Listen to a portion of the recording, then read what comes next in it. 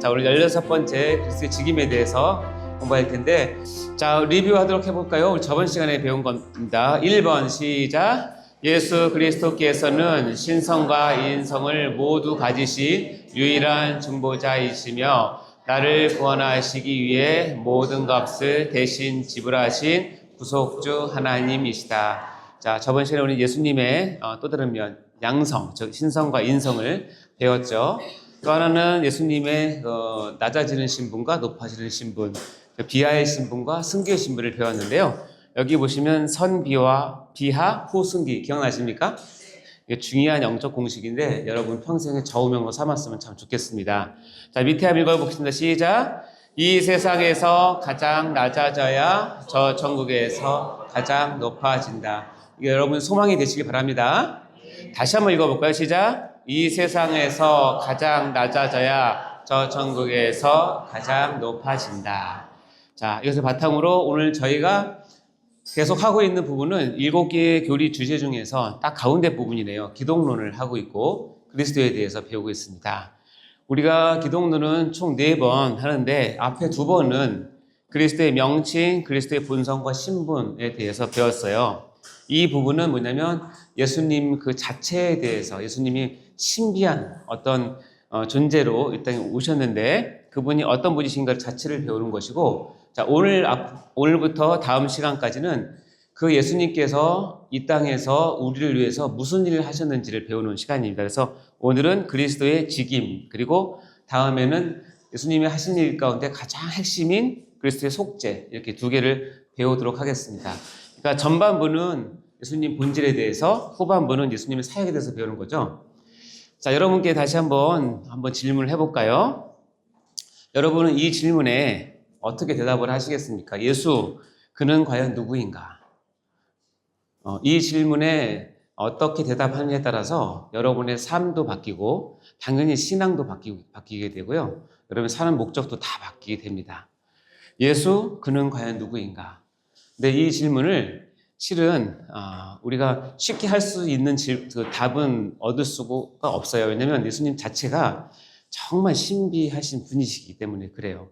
인성과 신성을 다 가지고 계시죠. 비하의 신분, 승기의 신분도 계시죠. 예수님께서 우리에게 계시하신 이름만 해도 10가지가 넘죠. 그 각각엔 또 다 의미가 있죠. 그러니까 이것을 아는 것 자체가 공부를 해서 안다는 것이 아니라 여러분의 마음의 중심에서 내가 이런 예수를 어떻게 믿고 있는지를 분명히 확인하셔야 된다는 뜻이에요.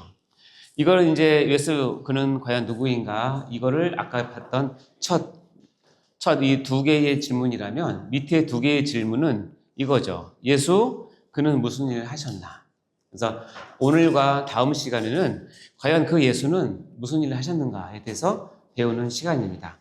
실은 교회 오래 다니신 분들은 이 2가지 질문은 무수히 들었고 여러 가지로 많이 설교도 듣고 공부도 했을 겁니다. 그러나 체계적으로 하지 않았기 때문에 그러려니 했을 텐데 오늘부터 배우는 내용은 실은 여러분의 신앙의 가장 중요한 내용이 됩니다. 이유는 뭐냐면 여러분이 신앙생활을 오래 하다 보면 내가 지금 뭐 하고 있나, 내가 잘 사고 있나, 때로는 실망할 때도 있고 넘어질 때도 있고 때로는 낙담할 때도 있고 실족할 때도 있거든요. 저렇게 잘 믿던 사람들도 저런 권사님도 장로님도 저렇게 또 실족하는구나, 미끄러지는구나 할 때 그 원인이 무엇인가를 찾아보면 여러 가지 원인이 많을 수 있어요. 다 다르긴 하지만 공통적으로 제가 꼭 말씀드린 건 뭐냐면 우리의 신앙이 무너지기 시작할 때 그 사람에게 없는 것이 뭐냐면 예수가 누군지에 대한 이해가 없는 경우가 가장 많아요. 내가 믿고 있다고 생각하는 예수가 누구지? 나를 위해서 무슨 일을 하셨지? 이 부분이 없기 때문에 그래요. 놀랍죠? 여기 보면 여러분이 예수를 이제 그동안 믿고 주와 함께 한다면 이런 질문을 할 수 있겠죠. 예수를 믿는다는 건 뭔가?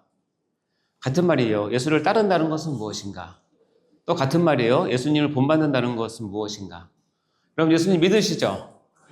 예수님 따르기 원하시죠? 예수님을 여러분의 삶의 모델로, 본으로 삼고 싶으시죠? 그렇게 하려면 이 질문에 대답을 하시려면 아까 있던 예수 그는 누구인가? 그리고 그는 무엇을 하셨는가에 대한 정확한 신앙적인 고백이 있어야 되고 신학적인 정립이 있어야 되고 그것이 여러분의 삶이 자체가 돼야 돼요. 그것을 뭐라고 얘기하냐면 제자도라고 얘기해요. 제자도. 나중에 우리가 교회를 가면 제자도를 따로 1시간을 배웁니다. 즉 이 제자도가 흔들리는 가장 큰 이유는 뭐냐면 예수 그 자체에 대한 부분이 흔들리기 때문에 그래요. 자, 오늘 이후로 그 부분이 여러분이 분명히 섰으면 좋겠습니다. 자, 그렇게 이렇게 제자도 있는 사람들이 모여서 이제 교회에 하나님께서 큰 일을 맡기셨는데 똑같습니다. 우리 교회는 예수를 믿는다는 게 무엇인가? 예수를 따른다는 것이 무엇인가? 본받는다는 것이 무엇인가에 대한 답을 어디서 주냐면 교회론에서 주게 돼요. 이 기독론이 끝나면 이제 구원론을 할 거고 구원론이 마치면 이제 기독론이 들어가야 될 때 여러분의 기독론이 여러분이 교회 생활 열심히 한다고 되는 것이 아니라 예수에 대한 이 근본적인 질문을 여러분이 확실하게 가지고 계셔야 제자로서의 삶을 살 수도 있고 그다음에 여러분이 교회론을 바로 가지고 살 수가 있게 돼요.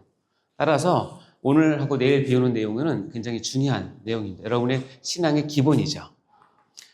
자, 여러분이 교환해 보시면 오늘 그리스도의 직임이라는 제목으로 4개의 주제로 되어 있는데요. 처음에 서론을 할 것이고요.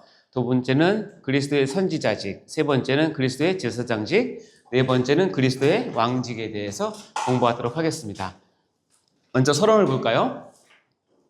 여러분 구약 성경에 보면 아주 대표적인 하나님과 하나님 백성 사이에 하나님께서 세우신 대표적인 3가지 직분이 있어요. 이 직분을 왜 세웠냐면 하나님이 자기의 백성을 다스리기 위해서, 통치하기 위해서, 축복하기 위해서 세운 게 있는데 하나는 선지자요, 하나는 제사장이요, 하나는 왕직이에요. 그래서 이 구약의 대표적인 3가지 직분이 3개가 있고요. 이 3가지 직분이 미리 먼저 말씀을 드리자면 이 3가지 직분은 어떻게 임명을 하냐면 내가 자원한다고 임명되는 것이 아니라 하나님께서 보낸 사람을 통해서 선지자든 제사장이든 왕이든 기름 부음을 받아야 공식적으로 사역을 시작을 할 수 있어요. 그래서 이 3가지 직분의 공통점은 기름 부음을 받은 시기거든요. 근데 이 기름 부음을 받는다라는 뜻이 메시아, 그다음에 그리스도라는 뜻이고 그래서 이 구약의 대표적인 3가지 직분이 중보자의 삼중직이라고 하는데 이것이 그리스도의 삼중직으로 넘어옵니다. 다시 얘기해서 구약의 3 직분이 그리스도의 한 몸에 담기게 돼요. 그래서 그리스도의 삼중직이라고 얘기를 하고요. 그거에 대해서 배우고 다음에 이제 그 그리스도, 우리 예수님은 이 땅에서 부활 승천하시면서 이 땅에 자기의 몸을 남겨놓으셨는데 그것이 교회예요.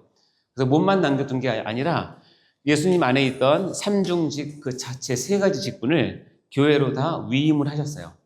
따라서 오늘 배울 건데 뭐냐면 구약의 이 3가지 직분이 무엇인지 그리스도의 몸에 어떻게 이게 한 몸으로 들어와서 삼중직이 됐는지 그리고 이제 여러분에게 실제적인 건 뭐냐면 예수님께서는 우리를 교회로 부르셨는데 교회로 부르셨다는 뜻은 뭐냐면 이 3가지 직분을 감당하라고 부르셨다는 것을 우리가 이해하고 믿고 따르시면 됩니다.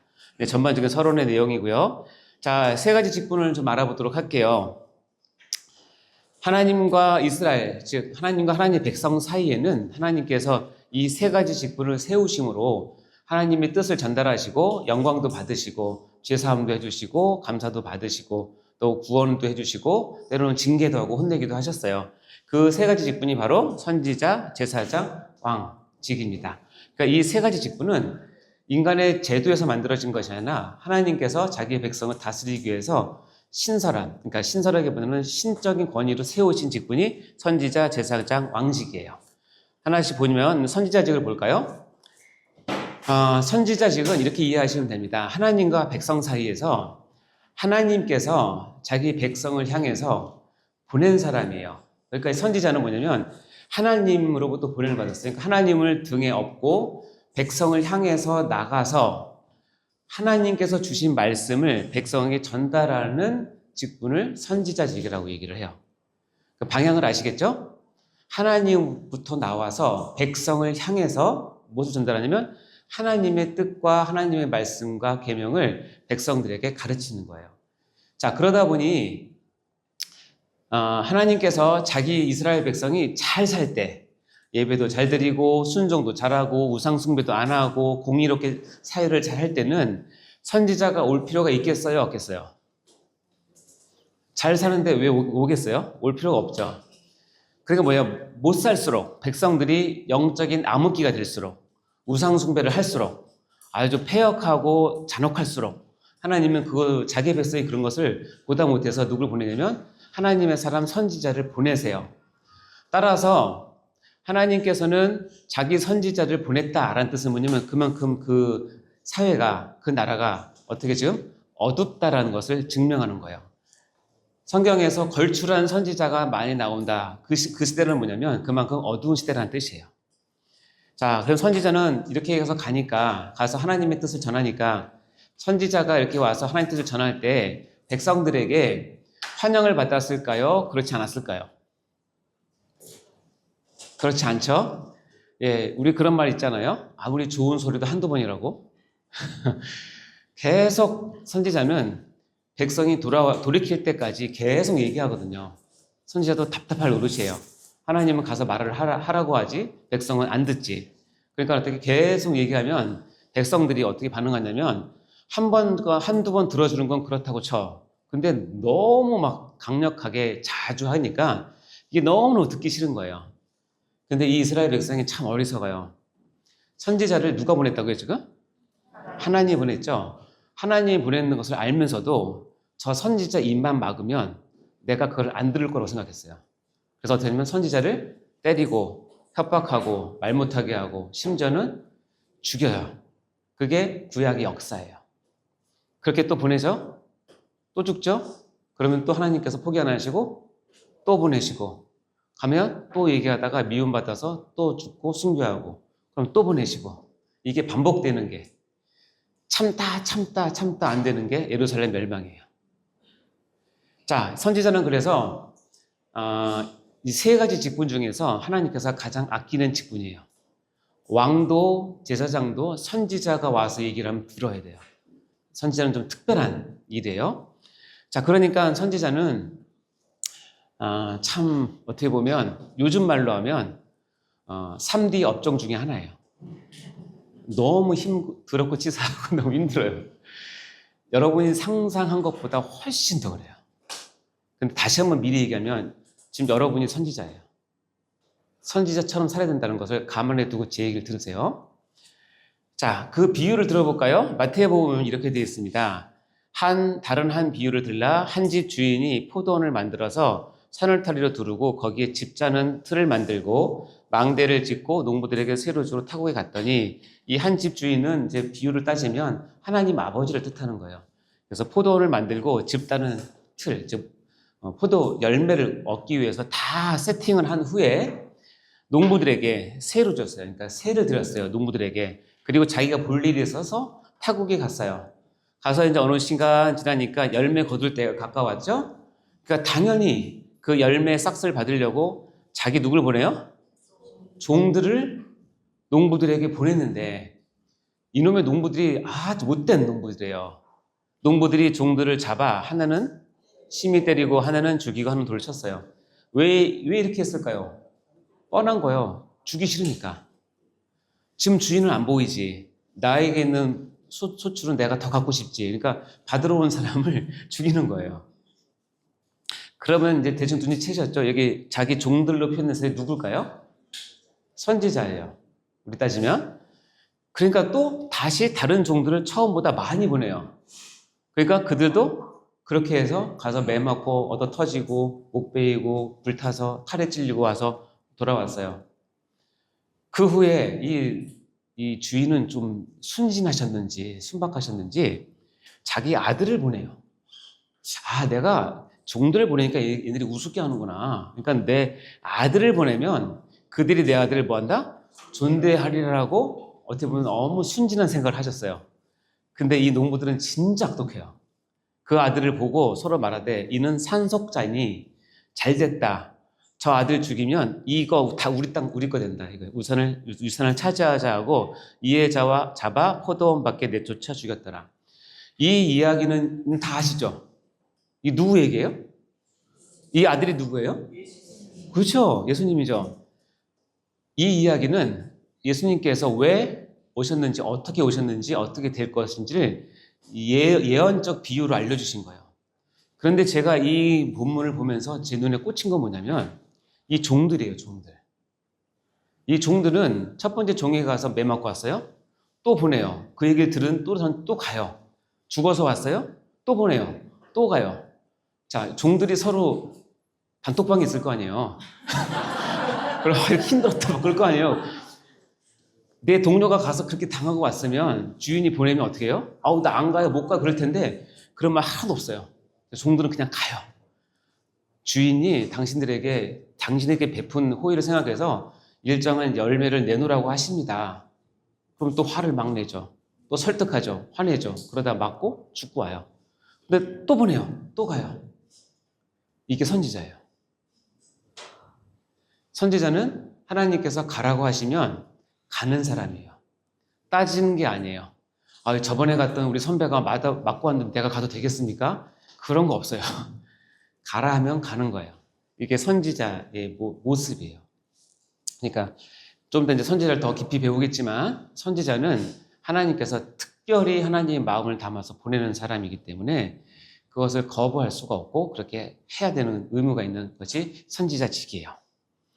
자, 좀 이해되셨습니까? 자, 다음에 이제 제사장을 볼까요? 자, 제사장은 반대예요. 반대로 뭐냐면 백성판에서 백성을 등에 업고 백성을 대표로 해서 하나님을 향해서 나가서 사역하는 사람이에요. 선지자는 방향이 정반대예요. 따라서 제사장은 백성의 마음과 백성의 상황을 잘 이해해요. 백성이 왜 죄를 졌는지, 왜 힘들어하는지, 말씀대로 사는 게 왜 힘든지 다 알아요. 같이 섞여 사니까. 그러니까 어떻게 해요? 제사장은 자기 백성의 잘못이나 죄악을 등에 업고 하나님 앞에 나아가서 하나님께 우리 대신에 뭐 하는 거예요?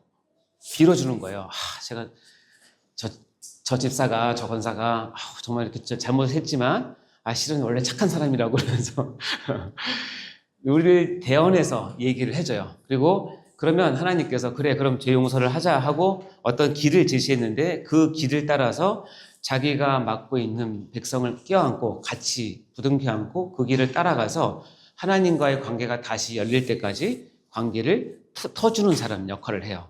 그것이 이제 제의적인 표현으로 표현되죠. 제사로. 이것을 하는 사람이 제사장이에요. 하나님 백성의 대표로 하나님과 제사하며 기도하는 역할이에요. 선지자와 방향이 반대예요. 따라서 선지자는 역사적으로 보면 백성들에게 참 선지자는 많은 박해를 받았지만 제사장은 그런 경우가 별로 없어요. 그래서 단점이 뭐냐면 제사장은 백성들과 그렇게 하기 때문에 백성들과 같이 타락할 수 있어요. 백성들을 너무 위하니까 선지자는 칼 같거든요. 백성이 아무리 읍소를 해도 절대 안 돼요. 그건 하나님 말씀 안 돼. 근데 제사장은 좀만 읍소하면 아유 그럴 수도 있지 뭐 그런 거죠. 근데 그게 지나치면 같이 타락해요. 그게 이제 종교의 타락으로 나타나게 됩니다.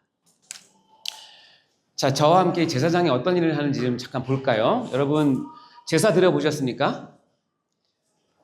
유교적인 제사 말고 레위기 또는 신명기에 나오는 진짜 양과 소를 잡는 제사를 드려보신 적이 없으실 거예요. 그렇죠? 예. 제가 간단하게 설명만 해드릴게요. 이거를 설명하면 한 2시간짜리 특강이 되지만 그거 다 할 수는 없고. 자, 레위기 1장에 보면 제사는 여러 종류가 많아요. 다 조금 달라요. 그러나 대표적인 번제를, 즉 속죄제를 기본으로 해서 말씀을 드릴게요. 자, 어떤 한 사람이 죄를 졌어요. 지난달에 내가 생각해도 하나님 너무 죄 졌는데 성령님이 나를 굉장히 막 감동시키는 거예요. 너 정말 잘못했다. 하나님께 죄를 사야 된다. 그래서 그럼 어떻게 할까 생각해 보니까 내 죄가 너무 커서 소를 드리기로 마음을 먹었어요. 그래서 예물이 소의 번제이면 흠없는 수컷으로 회막문에서 드려요. 자, 이스라엘 백성은 제사를 드리기 위해서 회막문으로 가야 되는데 회막문이라고 하는 것은 다시 얘기하면 지성소가 있는 언약궤가 있는 그 성전, 성소를 얘기하는 거예요. 자, 그럼 문제를 내볼까요? 이스라엘의 성전은 12지파마다 다 있었죠? 몇 개 있었죠? 이스라엘 성소는? 12개? 6개? 하나야, 하나. 이스라엘 전 지역에서 회막문이라고 표현된 내가 가서 제사를 드릴 곳은 하나예요. 우리나라로 따지면 이렇게 칩시다. 예를 들어서 광화문에 성소가 있어요. 광화문이 지성소예요.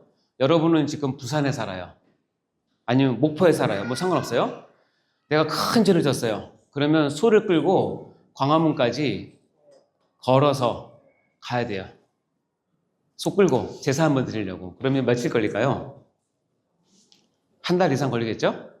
한 달 이상 걸려서 막 왔는데 나중에 다 와서 급하게 하다가 한강 건너기 바로 직전 영등포에서 이 소가 발을 쩔뚝하면서 발이 부러져 버렸어요. 이거 어떡할까? 이거는 묻지도 말고 따지지도 말고 다시 돌아가야 돼요. 제사를 못 드려요. 왜냐면 제사의 첫 관문이 뭐냐면 제사장은 이따가 제사 드리러 오는 사람의 재물이 흠이 없나를 반드시 확인해요. 조금만 흠이 있어도 제사를 못 드리게 빠꾸를 해요. 다리가 부러졌으니까 소가 흠이 생겼죠?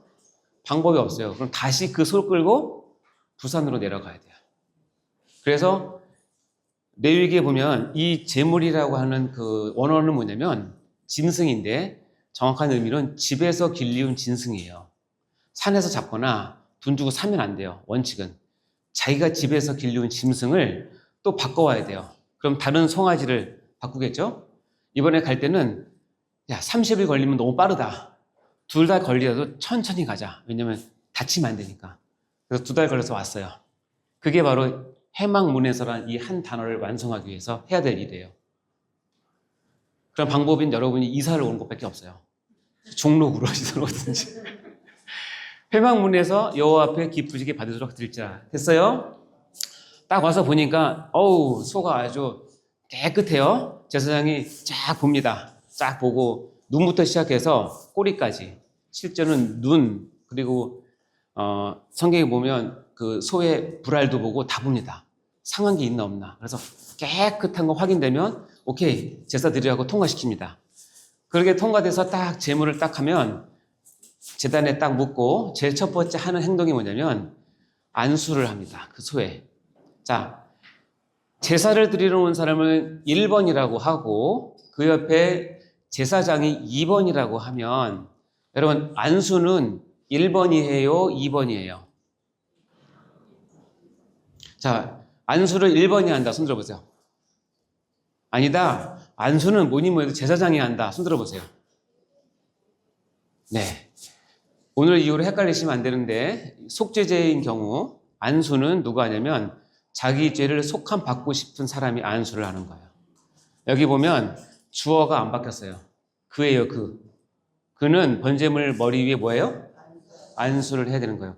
근데 레위기에 보면 이게 6장, 7장에 가면 여러분이 헷갈리는 이유가 뭐냐면 제사장도 인간이고 사람이기 때문에 제사장도 죄를 범했을 때 속죄제를 드려야 되거든요. 그게 6장, 7장에 나와요. 그러니까 거기는 제사장이 안수한다고 딱 돼 있어요. 그러니까 사람 다 그걸 생각하는데 그거는 제사장의 그 속죄제고 일반 백성의 속죄제는 자기가 그 머리에 뭐 해야 돼요? 안수를 해야 돼요. 왜 안수할까요? 아유, 요즘 정가시키는 너무 좋아하시죠, 여러분?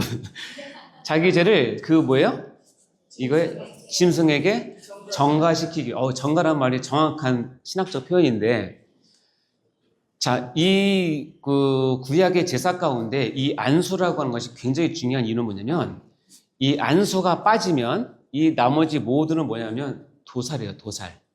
그냥 짐승을 잡아서 고기 먹는 것이고, 안수가 들어가면 그건 도살이 아니라 뭐예요? 제사가 되는 거예요. 따라서 안수는 굉장히 중요하죠. 누가 안수한다고요? 죄인인 내가 안수를 하는 거예요. 아시겠죠?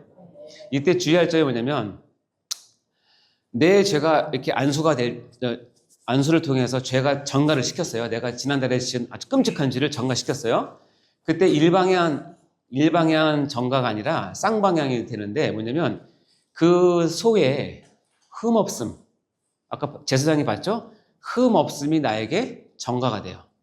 다시 나는 죄를 소에게 뒤집어 씌우고 소의 그 깨끗함, 정결함, 흠 없음이 내가 받는 거예요. 이해되세요? 안수가 끝나면 이후로 벌어지는 모든 일은 하나님 눈에서 보면 소가 죽는 게 아니라 뭐가 죽는다? 내 죄가 죽는 거예요. 이해하셨어요? 따라서 이 일을 하는 겁니다. 그리고 나서 안수할지니 그를 위하여 기쁘게 받으심이 되어 그를 위하여 속죄가 될 것이라. 그는 여호와 앞에서 그 송아지를 잡을 것이요. 자, 이 잡을 것이야가 사람을 잡아요. 어떻게 잡죠?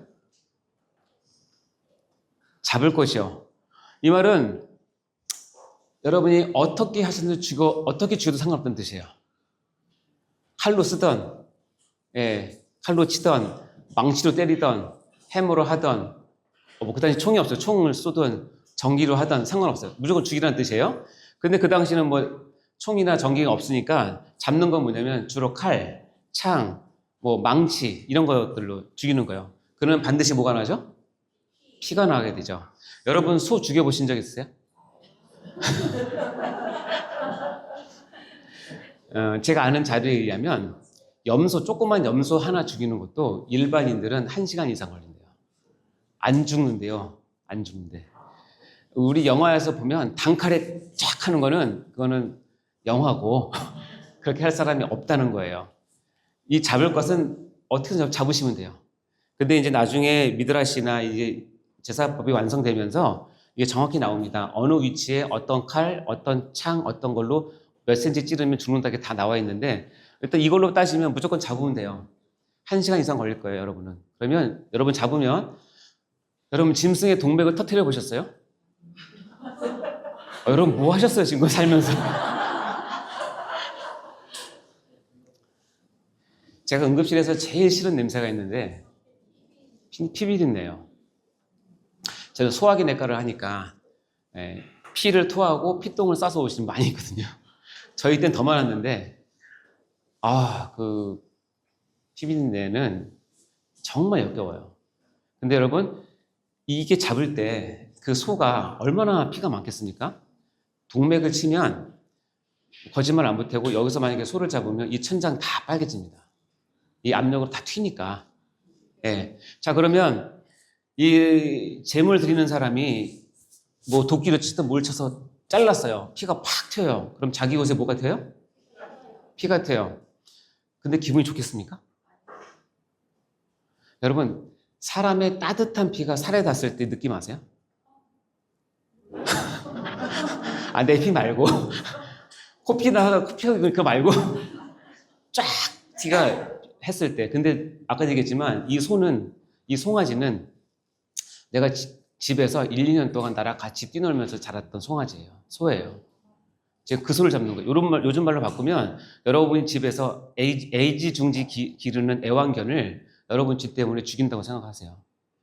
눈물, 콧물, 그리고 통곡이 나옵니다. 통곡이.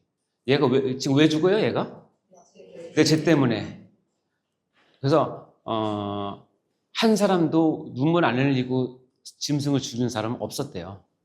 이해되시죠? 그러면서 잔인하게 죽이는 거죠. 자, 그러면 그 옆에 누가 반드시 있어야 되냐면 제사장이 있어야 돼요. 혼자 제사를 드리는 게 아니에요. 제사장이 옆에 서 있다가 그 피 다 튀어받고 이 사람이 우는 거 같이 듣고 그의 죄들을 듣고 나도 같이 울고 나도 같이 통곡하고 나도 피를 맞고 그 다음에 어떻게요? 그 피를 받아다가 자, 받는 거는 1번이 받아요? 2번이 받아요? 그럼 아까 1번이에요? 2번이에요? 2번이 피를 받아요. 그래서 회막문앞 제단 사방에 뿌리는 건 누가예요? 2번이에요. 자, 그 다음에 이 제물을 이제 절대로 하나님은 통구이를 드지 않으세요. 가죽을 벗기고 각을 떠야 돼요. 각을 뜬다는 말이 뭔지 아세요? 관절을 끊는다는 뜻이에요. 관절 있는 곳을 다. 사람 같으면 한 200 몇 개 될 텐데 소는 몇 개인지 모르겠어요. 각을 다 뜬다는 건 도끼 갖고 이 관절을 다 자르는 거예요. 관절을. 그걸 누가 해요? 1번이에요? 2번이에요? 1번이에요? 2번이에요? 여러분이 하신 거예요. 1번. 그는 주어가 안 바뀌었어요? 자, 그러면 이거는 저는 연약한 여잔데요. 여자는 안 짓나요? 성경에 보면 이 그는 남성 난서가 아니에요. 인간을 대표한 아담이라고 하는 남성 여성 다예요. 그러니까 여자도 자기 죄를 지면 송아지를 끌고 가서 여러분이 죽이고 여러분이 가죽을 벗기고 각을 떠야 돼요. 여러분 죄 때문에. 그러니까 여러분 구약의 제사를 이렇게 착각하시면 안 돼요. 우아한 클래식 음악이 나오고 내 앞에 아메리카노를 딱 갖다 놓고 쿠키 하나 놓고 내 대신 송아지가 죽어가는 모습을 보면서 안 됐다 홀짝홀짝, 이거 절대 아니에요. 여러분이 죽이고 여러분이 피를 맞고 여러분이 송아지와 그의 짐승의 울부짖는 소리를 듣고 내가 기른 짐승을 죽이는 것에 대한 죄책감을 느끼셔야 되고 그때 그 가죽을 홀라당 벗기는 거예요. 여러분 가죽 벗겨보셨어요?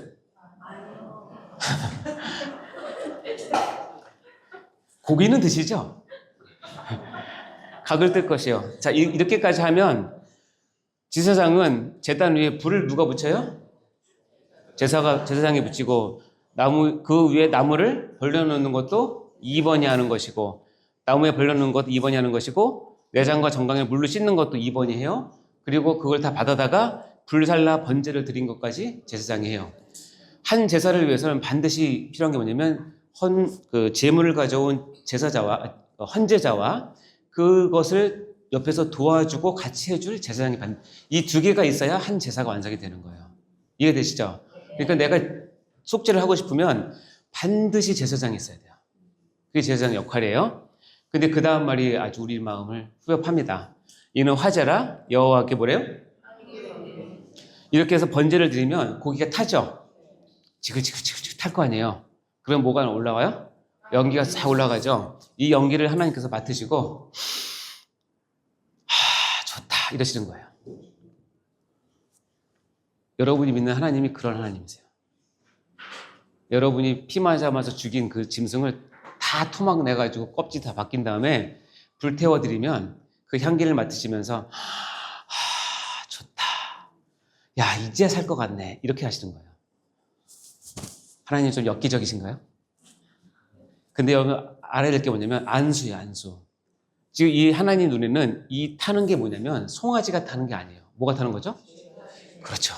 하나님이 죄를 보고 있을 때의 하나님의 그 불편한 마음과 그걸 뭐라고 그러죠? 구역질 나고 그거에서 그러고 있다가 죄가 다 타서 그것이 싹 없어질 때 하나님은 너무 좋으신 거예요. 속이 뻥 뚫리는 거예요.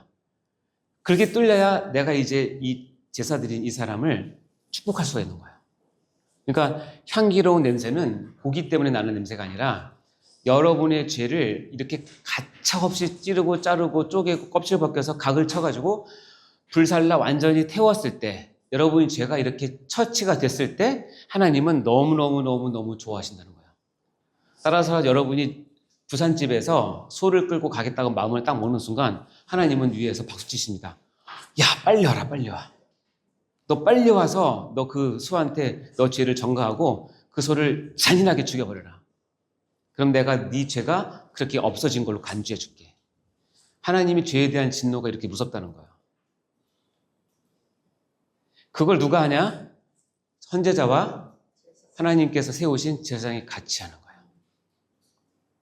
그러니까 자 이렇게 하고 여러분이 부산 내려갔어요. 다음날 또 죄질 사람 손 들어보세요. 석 달 걸려가지고 광화문에 가서 제사 드리고 내가 아끼던 송아지 하나를 버리고 왔는데 다음날 또 죄를 짓고 싶어요? 일단은 속값이 너무 비싸요. 그리고 거리가 너무 멀어요. 한 번 제사 드리려면 1년에 3분의 1 이상을 내가 거기에 허비를 해야 돼요. 그러면 여러분 착각하지 마세요. 구약 사람들은 이 제사 때문에 죄에 대해서 늘 두렵고 떨리는 마음이 있는 거예요. 근데 여러분은 나중에 배웠지만 예수님이 단번에 돌아가셨다고 하니까 너무 쉽게 져져요. 이게 원형인데 죄를 짓고 아이고 예수님 쏘리 회개 아니에요. 여러분 다음에 그 똑같은 죄를 더 짓고 싶은 마음이 자꾸 생길 수밖에 없어요. 우리 인간은 어쩔 수 없지만 그거를 너무 자연스러운 종교적인 시스템으로 생각을 하고 하나님은 나의 죄를 용서해 주는 직업을 가지신 분을 생각하면 하나님을 없이 여기는 거예요. 구약을 보세요. 이거 여러분 한 번 하시면 하시겠습니까? 여러분 짐승 한번 그렇게 잡고 나면 웬만한 사람은 트라우마 생깁니다. 다음에 그 죄를 또 짓고 싶어도 지울 마음이 안 생겨요. 그때 나를 쳐다보던 그 염소와 양과 소의 그 큰 눈방울이 그 눈이 다 터져서 그걸 봤을 때 내가 다시 그 죄를 짓고 싶다고요? 그럼 인간이 아니죠. 그건 진짜 죄인이죠. 따라서 제사장은 한 사람의 죄를 속죄하기 위해서 하나님께서 세우신 너무나 중요한 중보직이에요. 이게 제사장 없으면 안 된다는 거예요. 아시겠죠? 다시 한번 얘기했지만 이제 여러분이 제사장이 되셔야 돼요. 자, 왕직 볼까요? 또 하나 왕직은 뭐냐면 하나님께서 이 세상을 통치하시는데 왕이라고 하는 사람을 세워서 하나님부터 권세를 위임받아 피조물과 성도들을 통치하는 역할을 하게 하셨어요. 그래서 하나님의 위엄과 하나님의 통치하심을 대신 받아서 대리 통치를 하는 것이죠. 가장 잘했던 왕으로 평가되는 것이 다윗 왕이에요. 그래서 다윗 왕은 시편에 보면 자기가 왕이었다라고 고백은 하지만 심정은 뭐냐면 내가 왕이 아니라 하나님이 왕이신데 내가 그 하나님을 대신해서 내가 보이는 하나님의 권력을 가지고 내 백성들을 하나님 대신에 돌본다고 생각을 해요. 그것이 양치는 개념에서 나오는 거거든요. 그게 왕입니다. 읽어볼까요? 시작. 여호와께서 그의 보좌를 하늘에 세우시고 그의 왕권으로 만유를 다스리시는도다. 예, 하나님께서 그의 왕권으로 만유를 다스리는데 이 만유를 다스릴 때 때로는 왕을 세우셔서 하나님의 통치를 실현시키시는 역할을 하시죠. 자, 이 세 가지 직분을 이제 간략하게 제가 소개를 드렸어요. 서론이니까. 선지자, 제사장, 왕직. 이해되셨죠? 질문. 이 세 직분의 공통점은 뭐예요? 험한 직업이다? 아니고. 뭐죠? 기름 부음 받은 직이다. 이해되셨어요? 이 세 직분은 하나님께서 공인한 사람만 기름 부음을 받고 할 수 있는 직분이에요.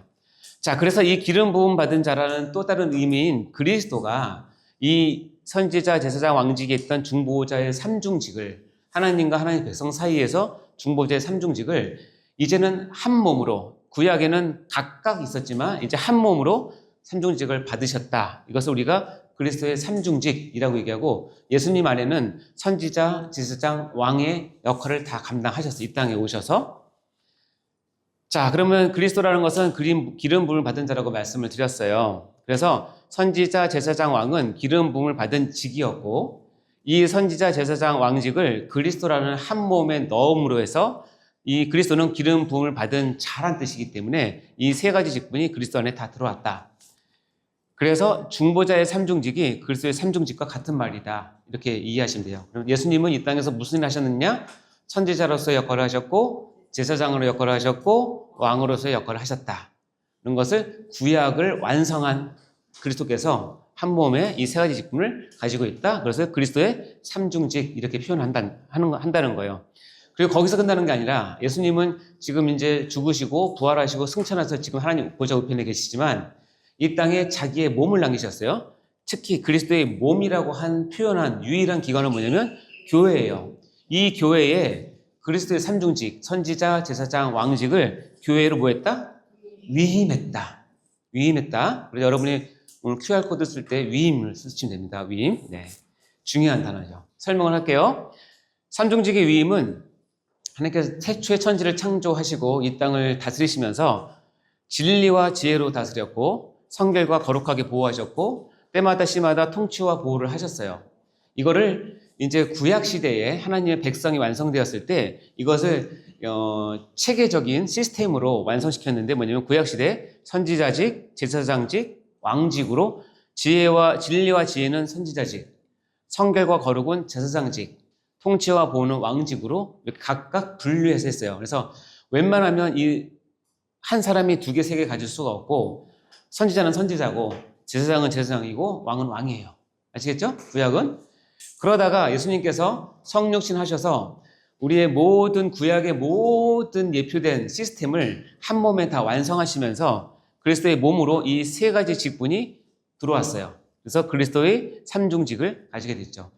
삼중직을 가지고 이 땅에서 사역을 하셨고 그리고 모든 구원을 이루신 후에 자기의 몸된 교회를 이 땅에 남기시면서 그리스도의 몸된 교회에 이 삼중직을 위임하셨어요.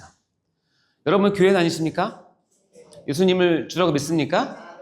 그럼 여러분 안에 뭐가 딱 세 가지가 있는데 나는 선지자직을 감당해야 된다, 제사장직을 감당해야 된다, 왕직을 감당해야 된다는 것이 여러분의 묵시적인 동의 안에 이미 돼 있는 거예요. 난 그거 사인한 적이 없는데요? 그러면 교회 나가시면 됩니다. 내가 교회에 있다는 얘기 뭐냐면 선지자직, 제사장직, 왕직을 내 한 몸에 받아서 나도 예수님처럼 살아야 된다는 것과 동일한 뜻이에요. 그럼 교회가 할 일은 무엇이냐면 선지자직, 제사장직, 왕직을 예수님이 했던 것처럼, 예수님이 본을 보이셨던 것처럼 예수님을 본받아서 그 발자취를 따라서 예수님이 선지자 어떻게 하셨는지, 제사장직을 어떻게 하셨는지, 왕직을 어떻게 하셨는지를 배워서 그대로 따라하는 것이 교회예요. 그리고 여러분 한 사람은 그렇게 따라하는 사람을 제자라고 얘기해요. 예수님의 제자라고. 여러분 예수님의 제자가 예수님을 따라한다고 그래서 머리를 길게 산발하고 그러시면 안 되잖아요. 그렇죠? 샌들 신고 다니고 그거 따라하는 게 아니잖아요.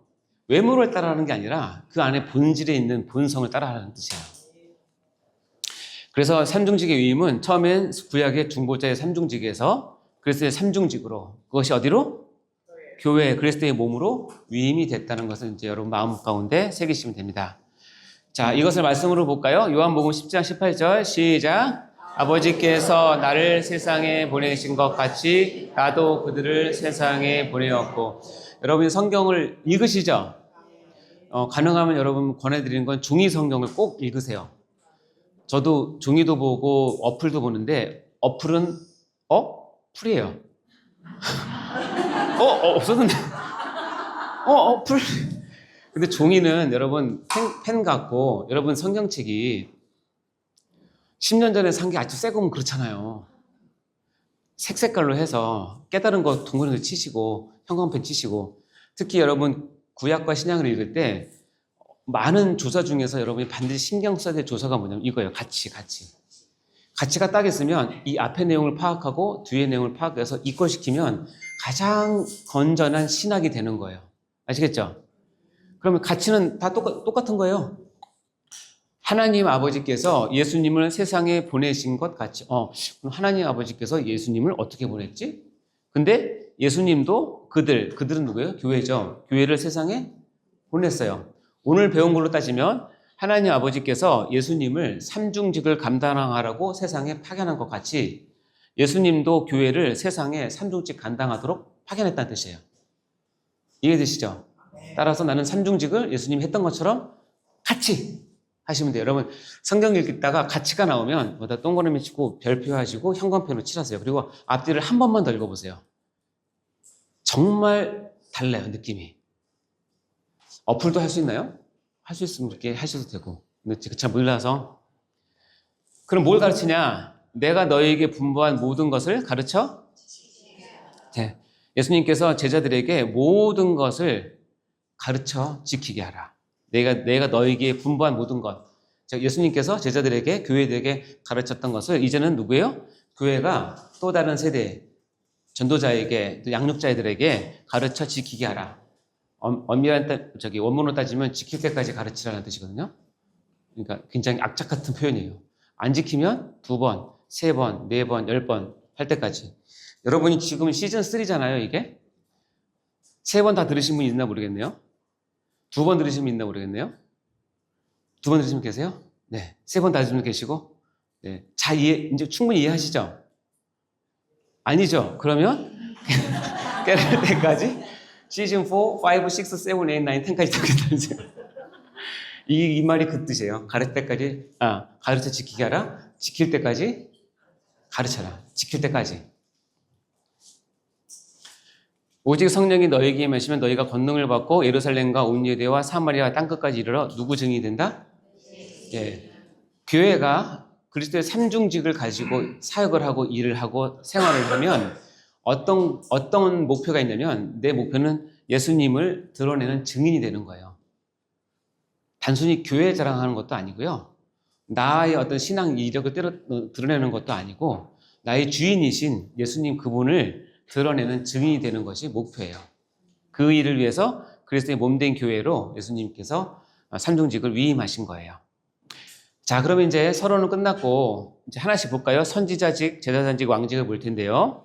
선지자직은 금방 말씀드린 것처럼 하나님께 보내심을 보다 하나님의 말씀을 백성에게 전달하는 거예요.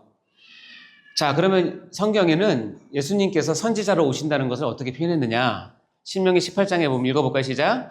내 하나님 여호와께서 너희 가운데 내 형제 중에서 너를 위하여 나와 같은 선지자 하나를 일으키시리니 너희는 그의 말을 들을지어다. 나와 같은 선지자 하나, 모세가 한 얘기인데 지금은 계시가 다 종결돼서 완성이 됐어요. 그러니까 완성이 된 상태에서 다시 신명기 말씀을 보니까 모세가 했던 나와 같은 선지자 하나가 누굴까요?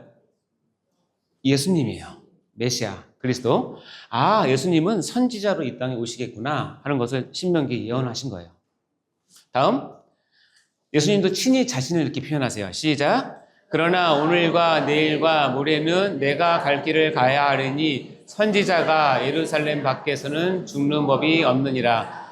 이 이야기는 누구냐면 내가 나의 갈 길, 하나님께 나의 소명 주신 그 길을 가야 되는데 예루살렘 밖에서 죽는 법이 없기 때문에 내가 예루살렘에서 체포되고 여기서 죽을 거야 하면서 보통은 인자를 쓸 텐데 여기서는 특별히 뭐라고 써요? 예수님은 자기 자신을 뭐라고 표현해요? 선지자 역할을 하러 왔다라고 얘기하는 거예요. 그리고 정확히 얘기하면 선지자 역할을 했기 때문에 구약의 많은 참 선지자들이 선지자 역할을 감당하다가 순교당한 것처럼 나도 선지자 역할을 하니 내가 뭐 한다? 죽는다? 이런 얘기예요. 예수님은 선지자로 오셨어요. 그럼 선지자는 어떤 일을 하느냐? 여기 보면 6가지가 나오는데요. 자, 첫 번째는 하나님의 뜻, 하나님의 의지를 백성에게 직접적으로 알려주는 역할을 해요. 그래서 선지자는 다른 왕직이나 제사장보다 저 우위권을 갖고 있어요. 왜냐하면 하나님께 직접 말씀을 받았기 때문에 구약의 선지자는 아직 성경이 완성되기 전이기 때문에 직접 받아서 그것을 설명을 하지만 지금 우리는 어떻게 해요? 완성된 계시가 있죠? 완성된 특별계시, 기록된 특별계시는 성경이 하나님 말씀 그것을 가지고 우리가 누구에게? 다른 사람들에게 알려주는 역할을 여러분 하시면 돼요. 두 번째, 율법을 도덕적, 영적으로 해석을 해줘. 백성들이 잘 모르고 오해한 것들은 이런 도덕적, 영적으로 해석을 해주고요. 세 번째, 백성들이 죄와 형식주의에 빠져있기 때문에 그것에 대항해서 싸우는 역할을 선지자가 했어요. 그러니까 항상 백성들과 다툼이 있고 갈등이 있고 미움받고 배척받고 그랬어요. 선지자는 어쩔 수 없어요. 운명인 것 같아요.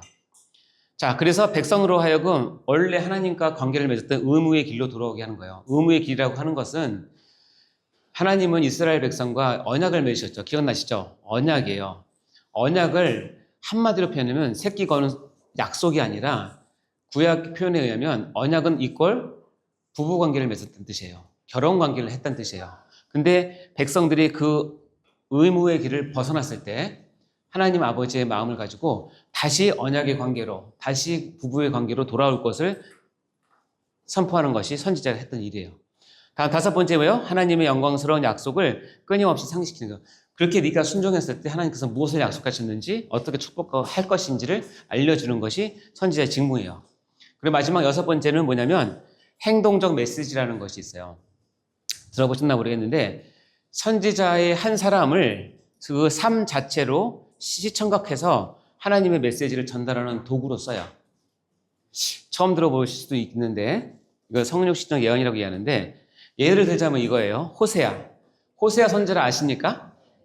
호세아 선지자가 호세아 선지자님의 사모님이 누구세요? 고멜이죠? 예. 고멜 그 사모님의 전 직업이 뭐예요? 입에 담기 좀 부끄러운 직업을 갖고 계셨어요. 근데 호세아 1장에 보면 하나님께서 다짜고짜 호세아한테 너 창녀 고멜에게 장가가라고 얘기해요. 여러분 얘기가 아니까 아무도 안 놀라시죠? 여러분 자녀 중에 누가 아들이 이런 말 해야 될지 모르겠지만 아주 유명한 율락업소에 아주 잘 나가는 분 자매를 데리고 와서 내가 이분과 결혼한다 그러면 허락하시겠습니까? 그때 뭐라고 그러지? 이거랑 반댈세 그렇게 생각했어요. 호세아가 고멜과 결혼을 하는 것은 하나님의 명령이에요. 그때 보면 호세아가 한마디도 반론을 안 해요. 그러면서 뭐냐면 호세아가 창기와 결혼하는 그 삶을 지금 하나님이 자기와 언약 백성이 이스라엘이 영적인 간음으로 우상 숭배하고 타락하고 도를 넘어섰다는 것을 말해도 안 되니까 호세라고 하는 아주 건장한 청년 선지자를 불러다가 밑도 끝도 없이 고멜에게 장가를 보내는 거예요. 그러면서 뭘 하냐면 호세의 삶을 통해서 내 마음이 이렇다는 걸 보여주는 거예요. 근데 호세아는 영락 없는 선지자예요. 그거를 그대로 합니다. 더 심한 건 뭔지 아세요? 자녀를 셋 낳아요. 그리고 나서 이 고멜 사모님이 옛날 직업이 너무 좋았나 봐요. 그래서 다시 거기로 가요. 다시 몸 파는 여자가 돼요. 여러분 같으면 어떻게 하시겠어요? 이혼 도장 찍고 정리하겠죠? 근데 하나님 뭐라는 줄 아세요? 기다렸다는 듯이 너 가서 너 집에 있는 전 재산 팔아서 고멜 사와 얘기해요. 그때 사오라고 했던 단어가 여러분이 구속받았다고 할 때는 속량이에요. 같은 단어예요. 그래서 고멜이, 죄송해요. 호세아가 자기 집 전 재산과 다 했는데 돈이 모자랄 것 같으니까 보리도 잔뜩 지어가지고 그 율락업소로 가요. 그래서 고멜을, 참 신기하네요. 애기 셋 낳으신 사모님인데 거기서도 열심히 영업을 하고 계세요. 근데 가서 그 포주한테 자기 전 재산을 주고 그 고멜을 사와요. 그래서 뭐라고 하는지 아세요? 이제 나랑 잘 살자. 나가지 말자. 그게 누구 말이에요? 하나님이 이스라엘에서 하고 싶은 말이에요. 여러분에게 하고 싶은 말이에요. 근데 그거를 호세아라고 하는 한 선지자의 삶을 통해서 행동적 메시지를 보여주는 거예요. 너무 감동스럽죠? 여러분이 만약에 호세아라면, 여러분의 일생을 이렇게 살라고 한다면, 그렇게 형편없이 살았는데 그것이 하나님의 뜻을 드러내는 도구로 쓰인다면 자원하시겠습니까? 선지자의 길이 쉽지 않아요. 그러니까 선지자는 너무너무 귀한 존재예요. 그래서 천국에 가면 선지자는 따로 받는 상이 따로 있어요. 그렇기 때문에. 예레미야 눈물의 선지자잖아요. 예레미야 시대에는 모든 사회가 다 썩었어요. 하나님 말씀 아무도 안 들어요. 참 선지자는 예레미야밖에 없고 나머지는 다 가짜 선지자예요. 그러니까 하나님께서 뭐라고 말하냐면 네 사회가 썩었다는 것을 예레미야 삶을 통해서 알려주는데, 예레미야야 네가 사는 아나돗에서 유브라데까지 가서 장에서 띠를 사다가 세목띠인가요? 띠를 사다가 그걸 가지고 거기까지 가서 강가 어디 뚝에다가 넣어라. 그렇게 얘기해요. 그래서 예레미야가 가요. 그래서 넣고 다시 돌아왔어요. 며칠 있다가 야 가서 그거 다시 가져와라고 다시 보냈어요. 갔는데 보니까 다 썩었어요. 그러니까 예레미야가 어이구 띠가 다 썩었습니다 라고 하니까 하나님께서 이스라엘이 지금 그렇다고 얘기를 해요. 자, 여러분이 여기가 제일 가까운 산이 무슨 산이에요? 법화산이 가깝나? 법화산까지 왔다 갔다 하면 하겠어요 안 하겠어요? 하겠어요 안 하겠어요? 하나님께서 여러분 가운데 띠를 하나 사다가 요 뒷동산에 가서 어디다 두고 오라고 하면 하겠어요 안 하겠어요? 하죠. 뭐 그건 어렵지 않잖아요. 근데 만약에 여러분이 띠를 사다가 해운대까지 가서 거기 방파제가 있는데 거기다 띠를 두고 오라고 하면 가겠어요 안 가겠어요? 거기 왜 가죠? 그러니까 갔다 왔는데 또 가라 그래요. 가겠어요 안 가겠어요? 제가 나중에 보니까, 저도 몰랐는데 나중에 보니까 예레미야에게 했던 그 지역과 무드라고 했던 그 지역의 거리가 530km예요. 직선 거리로 530km. 예레미야 그 말 듣고 띠를 하나 사가지고 걸어가는 거예요. 530km는 며칠 걸렸을까요? 부산까지니까 한 달 이상 걸렸을 거 아니에요? 갔다가 넣고 다시 왔어요. 그 2달 걸렸을 거 아니에요? 며칠 있다가 하나님께서 다시 가서 가져오라고 그래요? 예레미야가 한마디 없어요. 그게 선지자예요. 가서 보니까 당연히 썩었죠. 3달 만에. 이게 내 백성 이스라엘의 상황이라는 것을 예레미야의 삶을 통해서 알려줘요. 그게 선지자예요.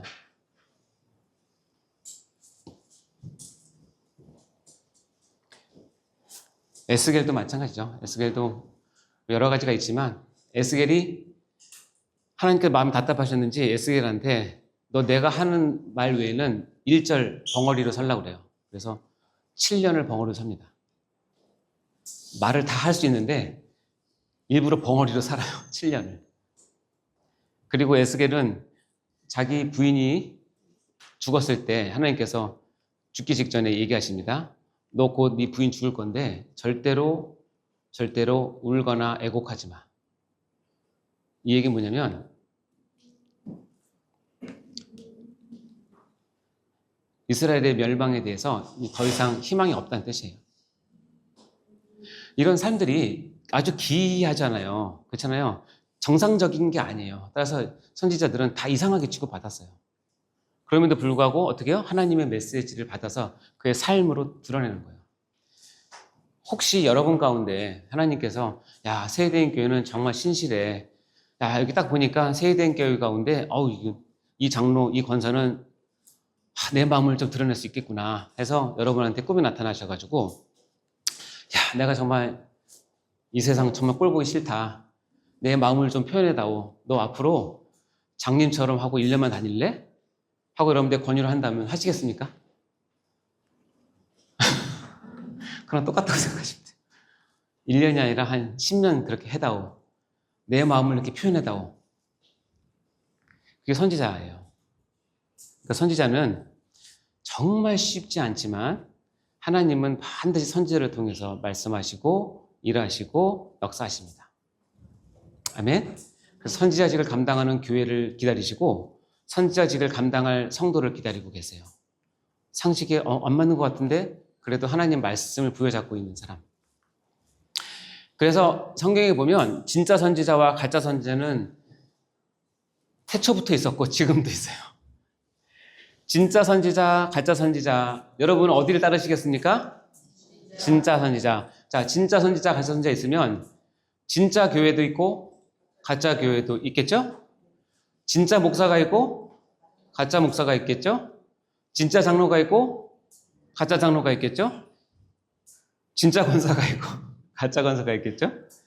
제가 이렇게 왜 얘기하는지 아세요? 이거는 성경에서 흐르는 처음부터 끝까지 흐르는 거예요. 진짜와 가짜는 반드시 같이 있다. 여러분 진짜이길 원하십니까? 진짜를 소망하십니까?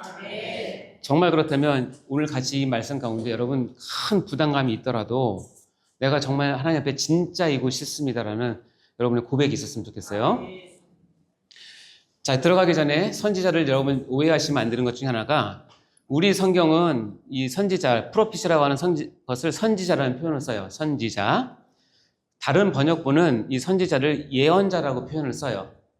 근데 여기서 언어가 좀 헷갈린 게 뭐냐면 여러분 교환해 보면 예자가 두 가지가 있어요. 미리 예자가 있고 맡길 예자가 있어요. 결론부터 얘기하면 우리가 선지자는 곧 예언자인데 예언자는 뭐냐면 이 맡길 예요. 맡길. 말씀을 맡긴 사람을 예언자라고 얘기를 하는 거예요. 근데 우리는 자꾸 뭘 생각하냐면 선지자 또는 예언자라고 하면 자꾸 앞으로 뭐 될 거, 너 뭐 앞으로 뭐 될 거야 라든가 뭐 사업이 잘 될 거라든가 내년에 나라에서 무슨 일이 있을까 이런 앞일을 이렇게 막 해가지고 하는 그런 거를 자꾸 생각하는데 학자들이 구약에 있는 선지자들의 말들을 다 분석을 해봤는데요. 92%가 선지자가 예언했던 말은 어떤 거냐면 미래에 대한 것이 아니라 현재 이 땅에서 벌어진 일에 대한 하나님의 마음과 하나님의 뜻을 드러내는 거예요. 그래서 선지자는 어디에 항상 관심이 있냐면 현재에 관심, 현재에 관심 있는 거예요. 그리고 약 7% 정도가 우리가 아는 이 예언, 앞으로 어떻게 될 거야 라는 예언이 있으니까 예언이 없다는 뜻이 아니에요. 예언이 있어요. 그리고 나머지 1%는 뭐냐면 특별히 메시아에 대한 감정, 그러니까 메시아에 대한 예언, 이것은 1% 돼요. 그러니까 선지자의 주된 작업은 뭐냐면 미래에 있거나 메시아에 있는 게 아니라 지금 이 땅에 왜 기근이 1년 동안에 있을까? 하나님은 이러이러해서 지금 기근이 있는 거야를 알려주는 거예요. 왜 여러분의 자녀가 이렇게 안 될까를 하나님께서 이런 관점으로 우리에게 알려주시는 거예요. 그것이 선지자예요. 그걸 다른 성경에는 예언자로 하니까 이 예자가 아니라 미리 예자가 아니라 뭐예요? 맡길 예. 이 대표적인 거 여러분이 가장 좋아하는 거 예금 할 때 이 맡길 예자를 쓰거든요. 그러니까는 선지자는 뭐냐면 하나님으로부터 받은 말씀을 내 속에 딱 맡아놓은 사람이에요. 그러다가 하나님께서 어디에 가서 무슨 말을 하라고 했을 때 내가 받은 말씀 그대로 가감 없이 더하거나 빼거나 내 감정이나 내 의견을 넣지 않고 그대로 말을 하는 거예요. 말하다가 뺨을 맞아도 하는 거예요. 말하다가 실험을 받아도 하는 거예요. 말하다가 때론 내 목숨이 위험해도 하나님 맡기신 말씀이기 때문에 있는 그대로 다 인출을 해야 돼요. 여러분이 피땀 흘려 번 1,000만 원을 은행에 맡겼는데 은행이 여러분한테 예금 달라고 할 때 안 주면 어때요, 기분이? 별로 상관없는데. 여러분이 은행에 1,000만 원 예금했어요. 내가 필요해서 더 1,000만 원 달라고 했는데 은행이 이 핑계 저 핑계 대서 내 돈을 안 줘요. 그럼 어떻게 하시겠어요, 여러분? 고발하든지 고소하겠죠. 선지자는 하나님께서 주신 말씀이 있어요. 말씀이 있기 때문에 하나님께서 말하라고 할 때는 그 안에 있는 거 다 해야 되는 의무가 있는 사람이에요. 그게 너무나 중요한 임무입니다. 그래서 이제 이 성경을 이제 이해가 되실 거예요. 신명기에 보면 내가 그들의 형제 중에서 너와 같은 선지자 하나를 그들을 위하여 일으키고 내 말을 그 입에 두리니, 이것이 선지자의 정체성이에요. 내 말을 그 입에 둔 사람. 진짜 선지자는 뭐냐면 내가 그에게 명령한 것을 그 무리가 다 말하리라. 누구든지 내 이름으로 전하는 내 말을 듣지 아니하는 자는 내게 벌을 받을 것이요. 참 선지자가 말을 했는데 안 들으면 백성이 벌을 받고요. 또 어떤 선지자, 이건 가짜 선지자죠. 가짜 선지자의 정의는 뭐냐면 내가 전하라고 명령하지 아니한 말을 제 마음대로 내 이름으로 전하든지 다른 신들의 이름으로 전하면 그 선지자는 죽임을 당한다. 이게 가짜 선지자의 정의예요. 진짜 선지자와 가짜 선지자 이겁니다. 자, 그러면 그럼 마음속에 이르기를 그 말이 여호와께서 우리에게 이르신 말씀인지 우리가 어떻게 알겠습니까? 라고 물어보니까 이렇게 얘기합니다. 모세의 대답이 만일 선지자가 있어 여호와의 이름으로 말한 일에 증언도 없고 성취함도 없으면 여호와께서 하신 말씀이 아닌 것이요 선지자가 자기 마음대로 한 말이니 너는 그를 두려워하지 말라라고 얘기를 합니다. 그러니까 참 선지자는 반드시 100% 하나님께서 주신 말씀이기 때문에 증언도 있고 성취함도 반드시 있다. 아시겠죠? 가짜 선지자의 특징은 뭐냐면 그들이 말한 묵시는 자기 마음으로 말미암은 것이요 여호와의 입에서 나온 것이 아니라 하나님께서 받은 말씀이 아니라 내가 내 마음에서 나온 거예요. 내 마음에서 그냥 막 나왔어요.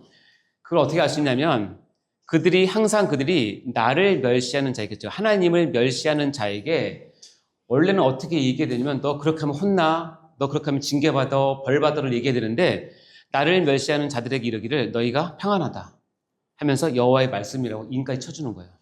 이게 가짜 선지자들의 특징이에요. 여러분 가짜일수록 그 말 끝에는 반드시 하나님, 주님, 여호와 이걸 계속 강조합니다. 왜 그런 줄 아세요? 자기도 불안하니까. 이단일수록 성경, 하나님 엄청 얘기해요. 내용이 전혀 다른 건데. 또 자기 마음이 완악한 대로 행하는 모든 사람에게 이르기를 재앙이 너에게 임하지 아니하리라. 이렇게 거짓 평화를 전해주면서 그래서 가짜 선지자들은 특징은 뭐냐면 백성들에게 환영을 받아요. 왜냐하면 듣고 싶은 말을 해주니까. 그러니까 가짜 선지자가 숨겼단 말은 한 번 들은 적 없어요. 왜냐하면 왕이 듣고 싶어하는 말 해주고 백성이 듣고 싶어하는 말 해주고 이 전쟁에 나가면 이길까요? 물어보면 무조건 당신이 나가면 이깁니다. 반드시 승리할 것입니다. 그렇게 해주니까 얼마나 좋아요, 기분이. 그 한 예가 이겁니다. 선지자 예레미야가 동시대에 가짜 선지자 하나냐가 있었어요. 그러면서 하나냐를 꾸짖습니다. 하나냐여 들으라, 여호와께서 너를 보내시지 않았는데 내가 이 백성의 거짓을 믿게 하는도다. 그러면서 심판을 내립니다. 그러므로 여호와께서 이같이 말씀하시되 내가 너를 지면에서 제하리니 내가 여호와께 패역한 말을 하였습니다. 내가 금년에 죽으리라 하셨느니라 하더니 선지자 하나냐가 그의 7째 달에 죽었어요. 하나님께서는 반드시 가짜 선지자는 심판하세요. 여러분 진짜 선지자, 가짜 선지자 너무 극명해요. 여러분 다 진짜 선지자 역할을 감당하시기 바랍니다. 하나님으로부터 받은 말씀을 반드시 기억하시고 반드시 그것을 하셔야 됩니다. 여러분 마음 내키는 대로 하고 싶은 대로 하는 것이 절대 아닙니다. 아시겠죠? 그래서 특별히 이런 말씀 맡은 사람들은 너무 두려운 말이에요. 저를 포함한 설교를 할 수 있는 사람들에게는 너무너무 두려운 말이에요. 왠지 아세요? 하나님을 빙자해서 내가 하고 싶은 말을 마음껏 할 수 있기 때문에 그래요. 근데 그게 딱 깨달아지는 순간 살 떨립니다. 그러니까 여러분 다 목사 되려고 하지 마시고 성도더라도 내가 하고 싶은 말 하는 게 아니에요. 선지자는 그냥 주신 말씀을 하셔야 됩니다. 선지자가 예레미야 이렇게 탄식을 합니다. 읽어볼까요? 시작. 이 땅에 무섭고 놀라운 일이 있도다. 선지자들은 거짓을 예언하며 지도자들은 자기 권력으로 다스리며 내 백성은 그것을 좋게 여기니 마지막에 너희가 어찌하느냐. 이 무섭고 놀라운 일이 뭐냐면 선지자들은 거짓을 예언하고 지도자들은 자기 권력으로 다스리고 그것을 저항해야 되는 백성들은 오히려 그것을 좋게 여겨요. 왜 좋게 여기는지 아세요? 처음엔 이것이 싫지만 이런 거짓 제사장, 거짓 선지자들은 처음 비유만 딱 맞춰주면 내가 편하기 때문에 그래요. 어려운 일 있을 때 뇌물 좀 주고 비유 좀 맞춰주고 이렇게 하면 이 사람들은 절대로 백성들을 건드리지 않거든요. 그러니까 이렇게 되니 너희가 이 마지막엔 어찌 하려느냐가 예레미야가 눈물을 흘리면서 통곡했던 내용이에요. 여러분이 교회로서 어떻게 살아야 될지를 다시 한번 잘 해야 됩니다. 그럼 신약에서는 선지자들은 어떤 사람이냐? 한마디로 얘기하면 신약의 선지자, 우리는 성령을 받고 성령의 말하게 하심을 따라 어디에 가서든지 하나님의 말씀을 말하는 사람을 선지자라고 얘기하는 거예요. 그들이 성령의 충만함을 받고 성령의 말하게 하심을 따라 다른 언어로 말하기를 시작하니라. 성령 충만 받았을 때 첫 번째 나타나는 일, 다시 얘기하면 예수님으로부터 삼중직을 부여받아서 선지자로서의 첫 발을 내딜 때 우리에게 나타나는 첫 번째 변화는 뭐냐면 말하기를 시작하는 거예요. 이 말은 어떤 말이냐? 뒤에 보면 하나님의 큰 일을 하는 말이에요. 다시 얘기하면 하나님께서 우리를 어떻게 구원하셨고 우리를 어떻게 긍휼히 여기셨으며 어떤 길로 우리가 구원받을 수 있는지를 누구에게나 말하는 것을 말하는 것입니다. 자, 그러면 반대로 교회가 선지자 역할을 하게 되는 것을 싫어하는 사람들은 어떻게 하냐면 다른 게 아니에요. 이것이 민간에 더 퍼지지 못하게 그들을 위협하여 그 후에는 이 이름으로 아무에게도 뭐요? 말하지 말게. 여러분이 하나님의 큰 일을 하는 말을 막는 것이 사단이 하는 가장 첫 번째 일이에요. 왜냐하면 선지자 역할을 하면 백성이 깨어나기 때문에 잃어버린 백성이 돌아오기 때문에 하나님의 영광이 드러나니까 말하지 못하게 한 거죠. 여러분 어떤 세력 때문에 어떤 일 때문에 하나님을 드러내고 기도하고 이런 것을 막으신 적 있습니까? 거기에 속아서? 그러지 마세요. 식당에서 기도할 때 이렇게 숨어서 하십니까? 그냥 하세요. 상사가 뭐라 그런다고 왜 예수 믿는 거 숨기십니까? 그러지 마세요. 그것은 첫 단계가 좀 잘못 띄어진 거예요. 다 담대하세요. 그렇게 하다가 여러분 이거 알려드렸는데 여러분 그러다가 진짜 상사한테 찍혀서 손해보잖아요. 그래서 월급이 뭐 차압되든지 아니면 빡 깎이든지 쫓겨나면 여러분 그거는 하늘나라에 기록돼요. 반드시 기록돼요. 무서워하지 마세요. 그 사람들이 나를 죽일 수는 없어요. 물론 나를 옥죄할 수는 있지만 내 영혼을 건들 수는 없어요. 영혼은 하나님 거니까. 아멘? 네. 그들을 불러 경고하여 도무지 예수 이름으로 말하지도 말고 가르치지도 말라라고 엄포를 놨어요. 베드로와 요한에게. 근데 베드로와 요한이 성령 충만하니까 바로 앞장에서는 그 비겁했던 베드로, 3번이나 부인했던 베드로가 성령 충만을 받고 나서 이렇게 변했어요. 하나님 앞에서 너의 말을 듣는 것이 하나님의 말씀을 듣는 것보다 옳은가 판단하라. 우리는 보고 들은 것을 뭐라고요? 말하지 아니할 수 없다. 이것이 선지자직을 회복한 사람이에요. 아멘? 네. 여러분의 가정이나 사회나 교회나 어디서나 하나님께서 나에게 주신 그 말씀을 바로 선포하고 바로 알리고 전파하는 것이 선지자직을 감당하는 거예요. 그렇게 하다가 고난 받더라도. 다음에 그리스도의 제사장직입니다. 두 번째. 제사장은 아까 말씀드렸죠? 하나님 백성의 대표로 하나님께 나가는 사람이고요. 그리스도의 제사는 구약을 완성했어요. 그래서 이렇게 완성했는데 그동안 우리는 아까 레위기에서 봤지만 내가 죄를 지어오면 레위 사람 중 한 제사장이 내 옆에 서서 나의 제사를 도와줘요. 그러나 이제부터의 나의 속죄는 어떻게 되냐면 그리스도께서 죄를 위해서 제사를 드리시는데 대제사장인 예수님께서 직접 우리를 위해서 제사를 드려주셔요. 같이 드려주시고, 구약은 소나 양이나 염소가 따로 있었는데 신약은 어떻게 해요? 그리스도의 이 헌제사역은 자신이 스스로 제물이 돼요. 그러니까 예수님은 자신이 대제사장도 되시고 자신이 뭐가 돼요? 유월절 어린 양이 제물이 되시는 거예요. 이 두 가지를 한 몸에 가지고 계시고, 그리고 구약은 내가 죄를 지을 때마다 반복적으로 제사를 드려야 되는데 어떻게 여기는 한 번에, 우리 저번 시간에 배웠어요. 한 번에 하고 마칩니다. 따라서 예수님께서 이렇게 하셨던 이유는 뭐냐면 예수님께서 하나님이시고 인간이시기 때문에 가능한 것이지, 이렇게 간단하게 해줬다고 여러분이 마음 놓고 죄 지으라는 뜻은 절대 그렇게 오해하시면 안 돼요. 하나님을 없이 여기는 거예요. 지금까지 드려졌던 소나 양이나 염소가 아무리 많아서 값어치를 따져도 예수님 한 분의 생명과는 비교할 수가 없어요. 그렇기 때문에 이 자체는 단회성이라는 것은 뭐냐면 반복할 수 없이 하나님께서 영원히 속죄하셨다는 뜻이지 쉽게 했다는 뜻은 절대 아니라는 사실을 기억하셔야 됩니다. 말씀을 볼까요? 시작.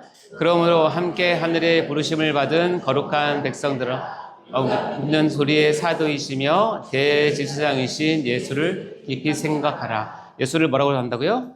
대제사장. 나와 함께 하나님 앞에 나가는 길을 내 피가 아니라 예수님의 피를 통해서 나갈 수 있도록 나를 인도해 주는 대제사장이라는 뜻이죠. 자, 동시에 시작. 너희는 무릎 없는 자인데 새덩이가 되기 위하여 묵은 누룩을 내버리라. 우리의 유월절 양 곧 그리스도께서 희생되셨느니. 어떻게 해요? 유월절 양, 즉 그리스도께서 스스로 제물이 되셨다는 거예요. 그러면서 동시에 우리가 저번 시간에 배웠지만 대속죄 일에 있었던 그 일 가운데 분향을 해서 하나님과의 안 보이게 하고 제사장 자신의 죄를 위해서 2번 들어간 것은 예수님께서 하실 필요가 없고, 마지막 이스라엘 백성의 속죄를 위해서 한 번에 들어가신 것을 이렇게 얘기를 합니다. 히브리서의 시작. 그는 저 대제사장들이 먼저 자기 죄를 위하고 다음에 백성의 죄를 위하여 날마다 제사 드린 것 같이 할 필요가 없으니 이는 그가 단번에 자기를 드려 이루셨습니다. 그래서 예수님의 제사장 되심은 이렇게 구약을 완성을 해서 완벽한 단번에 영원한 제사를 완성하셨어요. 그래서 그 제사장은 구약에는 이런 그 역할을 했는데 이것도 우리의 역할 같죠. 하나님께 나아가는 백성의 대표, 그리고 예수님이 우리의 대표가 되시죠. 의식을 준수하고 준수를 가르치고 강조했고요. 그리고 제사장은 특별히 하나님께 나아가는 법, 즉 죄를 해결하고 나가는 법을 가르치는 것이 제사장의 직무였는데 제사와 제물을 통해서 이것을 예수님께서 완성을 하셨죠. 그리고 구약의 제사장이 했던 것 중에서 중요한 건 뭐냐면 백성을 대신해서 말해서 백성을 위해서 간구하는 역할을 했어요. 이것이 어떻게 되냐면 그리스도의 대언 사역으로 넘어와요. 다시 얘기하면 예수님께서 이 땅에 계셨다가 우리를 위해서 죽으시고 부활 승천하셔서 하나님 보좌 우편에 계시는데 거기에서 예수님은 무엇을 하시느냐? 거기서 예수님께서 무엇을 하시는지는 성경에 거의 나와 있지 않는데 유일하게 나와 있는 게 뭐냐면 예수님께서 하나님 보좌 우편에서 우리의 모든 사정과 상황을 아버지께 대언하세요.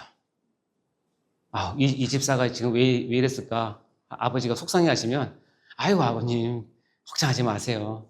지금 연약해서 그런데 곧 설교를 통해서 설 거예요. 그래? 그럴 거죠 이제. 그래서 대언 사역이에요.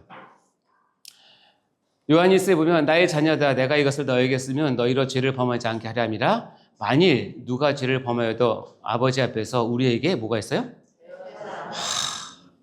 대언자가 있으니 곧 의로우신 예수 그리스도시라. 여러분 혹시 경찰이나 검찰에 가실 일 있어요? 안 가보셨습니까? 인생을 왜 이렇게 사세요?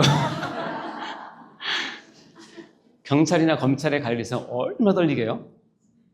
근데 그 경찰과 검찰에 내 사정을 잘 아는 직원이 거기 있어요. 그래서 내 사정을 옆에서 얘기를 해줘요. 와, 얼마나 힘이 되게요? 느껴보셔야 되는데. 나의 사정을 대신해서 내 편에서 이렇게 대언해주는 사람. 이걸 이제 돈 받고 하면 변호사가 되는 것이고요. 예, 변호사 되는 것이고, 예수님께서니까 중보자가 되시는 것이고, 특별히 대언 사역을 얘기하는 거예요. 나를 위해서 기도해 주시는 거예요. 그래서 성령님께서 말할 수 없는 탄식으로 우리를 위해서 기도해 주시는 거예요. 자, 여기 보면 누가 능히 하나님께 택하신 자들을 고발하리요 의롭다 하시는 하나님이시니 누가 정죄하리요 죽으실 뿐 아니라 다시 살아나신 이는 그리스도 예수시니 그는 하나님이 우편에 계신 자요 뭐예요? 우리를 위하여 간구하시는 자시니. 여러분이 믿는 예수님은 지금도 이 시간도 앞으로도 영원히 여러분을 위해서 간구하세요. 아멘. 그 간구하시는 것을 다 들을 때까지 이 땅에 계시다가 하늘에 올라가시면 예수님께서 나를 위해서 무엇을 하셨는지 지금까지 느꼈던 은혜보다 훨씬 더 큰 은혜를 느끼실 거예요. 아, 이 일도 예수님께서 해주셨구나. 이 일도 이렇게 말씀해 주셨구나. 내 이 억울한 상을 예수님께서 그래서 풀어주셨구나. 그때 아실 거예요. 절대 원망하지 마세요. 히브리서 7장 21절 시작.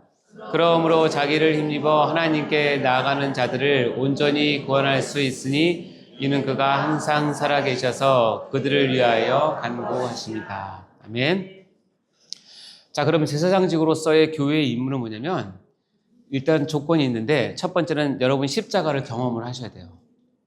아까 얘기했지만 제사를 드릴 때 피를 내가 다 튀김을 받잖아요. 제사장도 받잖아요. 다시 얘기하면 완벽한 제사인 십자가에서 흘리신 예수님의 피를 영적으로 여러분의 얼굴과 몸과 온몸에 튀김을 받아야 돼요. 그래서 예수님의 따뜻한 뜨거운 그 피의 온감을 여러분 느끼셔야 돼요. 이건 신비주의를 얘기하는 것이 아니라 그만큼 여러분이 예수 그리스도의 십자가 앞에서 내가 같이 죽는 경험을 하셔야 거기에 참여를 할 수 있는 거예요. 그것이 돼야 뭐가 되냐면 죄인들을 위한 헌신이 가능해요. 왜냐하면 예수님이 그렇게 하셨기 때문에. 그것을 뭐라고 표현하냐면 만인 제사장직이라고 표현을 합니다. 갈라디아서 2장 20절 말씀은 너무 좋은 말씀이죠. 읽어볼까요? 시작. 내가 그리스도와 함께 십자가에 못 박혔나니 그런즉 이제는 내가 사는 것이 아니요 오직 내 안에 그리스도께서 사시는 것이라. 이제 내가 육체 가운데 사는 것은 나를 사랑하사 나를 위하여 자기 자신을 버리신 하나님의 아들을 믿는 믿음 안에서 사는 것이라. 십자가에 못 박혀야 믿음 안에서 사는 것이 열어집니다. 그러니까 날마다 십자가에 못 박히세요. 예수님과 함께. 이 경험이 돼야 이제 제사장직으로서의 교회 임무가 되는데요. 죄인들을 위한 헌신을 하나님께서 요구하세요.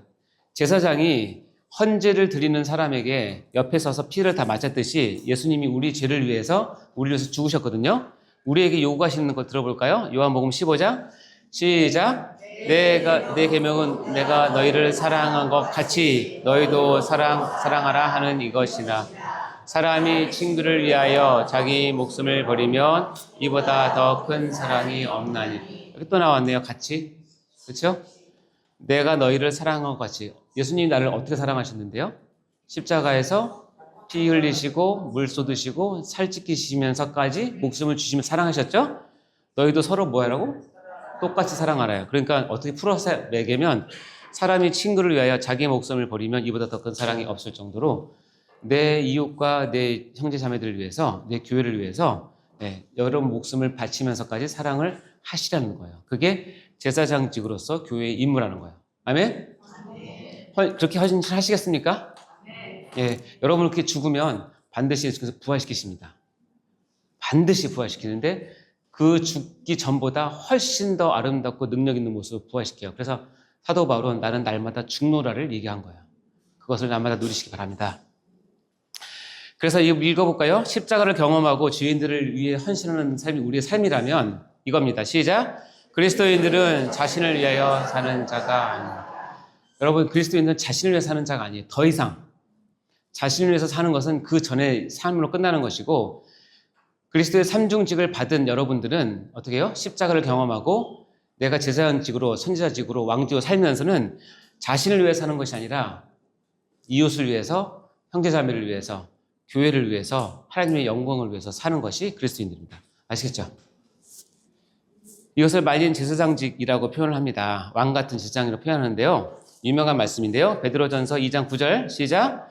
그러나 너희는 택하신 족속이요 왕 같은 제사장들이요 거룩한 나라요 그의 소유가 된 백성이니 이는 너희를 어두운 데서 불러내어 그의 기이한 빛에 들어가신 이의 아름다운 덕을 선포하게 하려 하심이라.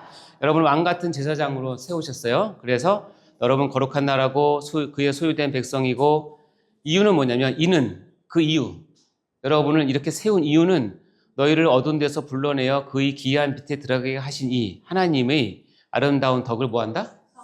선포하게. 여러분의 삶을 통해서 하나님이 드러나게. 여러분 삶을 통해서 하나님 무슨 일을 하셨는지 선전하게. 그래서 여러분 하나님 나라의 모델이라는 거예요. 모델. 하나님이라고 하는, 하나님 나라라는 아주 고귀한 상품을 파는 아주 최인류 고급 모델이에요. 그러니까 모델값 많이 받으셨죠? 여러분 많이 받으셨어요? 예수님의 생명 피를 받으셨으니까.